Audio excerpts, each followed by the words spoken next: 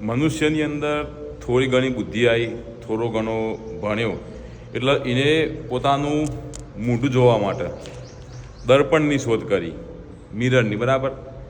એના પછી થોડો વધારે ભણ્યો, વધારે ચાલાક થયો એટલે પછી એને ફિલ્ટરની શોધ કરી કે જે આજકાલ બહુ બધા લોકો ફિલ્ટર વાપરે છે. કારણ કે દર્પણ એ તો એનો રિયલ ચહેરો બતાવે અને માણસને પોતાનો ચહેરો ખબર હોય કે એને પોતાનો ચહેરો જ નહીં ગમતો હતો. એટલે મોટાભાગે બધા લોકો આજકાલ સોશિયલ મીડિયા હોય કે રિયલ લાઈફ હોય, ઓરિજિનલ પોતાનો ચહેરો છુપાઈને બધા લોકો ફિલ્ટર લગાવીને જ ફરતા હોય છે. શું કહેવું, આપણે લોકો જેવા હોય એવા દેખાવ આપણે લોકોને બહુ જ શરમ આવે છે. એટલે આ ફિલ્ટરની દુનિયામાં લોકોના અસલી ચહેરા ઓળખવાનો પ્રયત્ન કરજો જરૂર.